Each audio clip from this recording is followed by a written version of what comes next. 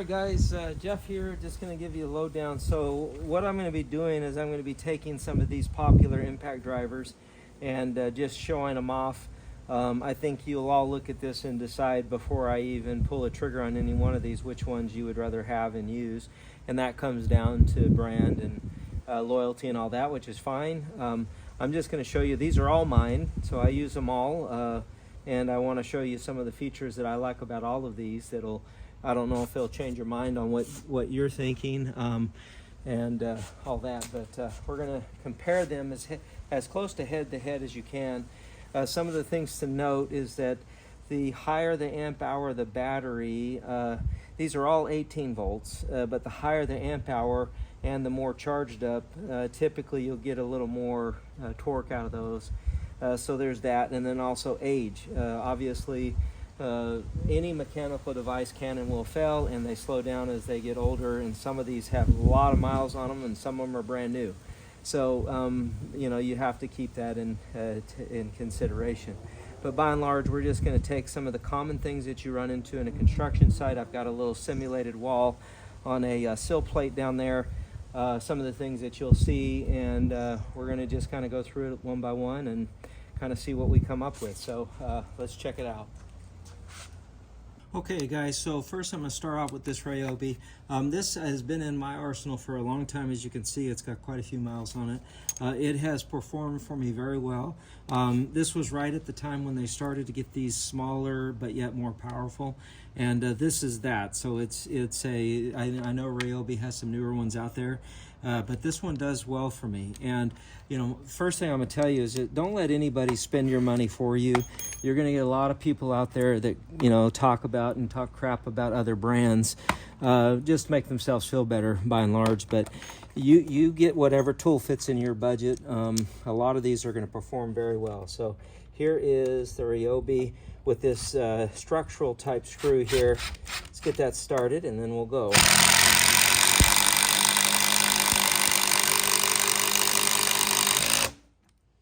Alright, so as you can see, that really had no problem taking and driving that heavier, and that's a 3/8 inch head on the top there, buried through this 4x4 pressure treated from that 2x4. Obviously no problem whatsoever going through that. We'll go through one at a time and just show you kind of how they all perform.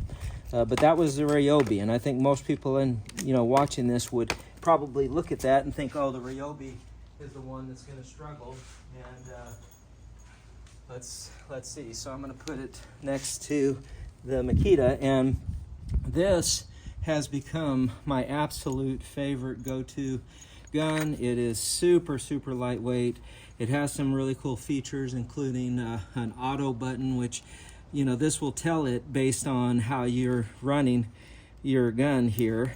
It'll decide what kind of power to give it, and that's kind of cool. So you hear it here, it's not doing a lot, but watch when I put a little bit of torque on this thing. You'll watch it here. Let me get it started, and let's see, make sure you can see that. Okay, good. All right.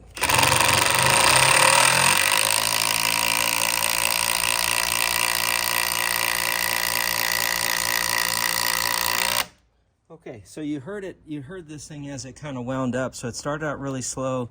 It sensed it need a little bit more RPM and hammer, so it went after that. So it's a little slow getting started, but as you can see, it finished just fine. And comparison-wise, if you're going to carry around two tools, I always take the one that's the most powerful, but then secondly, the lightest. And if I were to compare these two head to head, this one, the Ryobi, drove that a little easier, but it is a little heavier. So let's just continue down the line. And this is new to my arsenal. I've got the Metabo, and this is their 18 volt, another super compact from their HPT series. Super compact, super light. I actually really like this gun. I think it's going to go a long ways with me. For the same reasons why I like that Makita. Light in the hand, works very well. And let's go ahead and see how this does driving that. So putting it right in here, getting it started.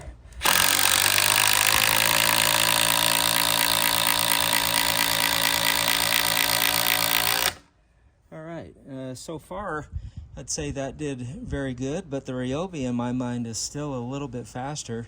Feels a little more powerful, but again, if I'm going by just pure weight and power, both this Makita and the Metabo both come in a little better.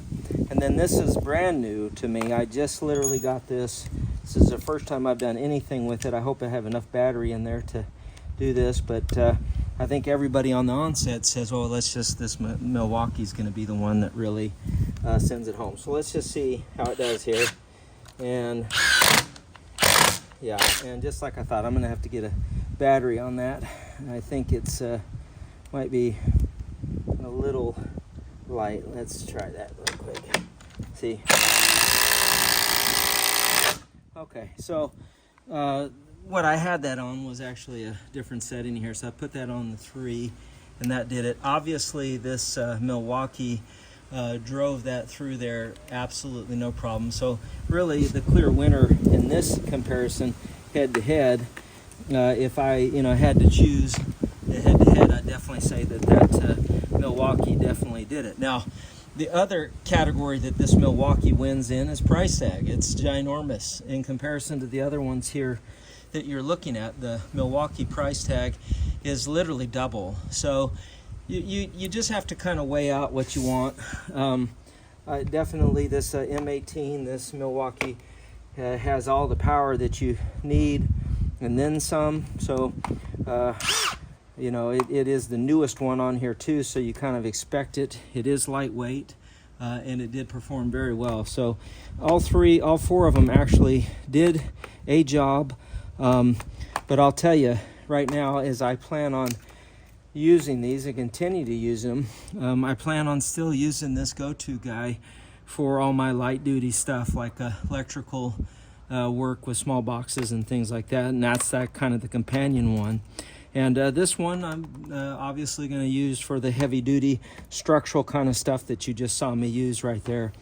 And the Ryobi kind of is the same thing. It definitely has a lot of power and can do a lot of the same things that Milwaukee just did, just with a little bit more weight. So by and large, I don't know that there is a clear-cut winner, because it all comes down to your pocketbook and comes down to your, what your overall goal is. If you needed to drive these long lag bolts and lag screws into stuff, then I'd probably go with the heavy duty. If it's more of a light duty thing, money-wise, this Metabo is a really affordable option, and you can't go wrong with that either. So you just have to kind of pick and choose.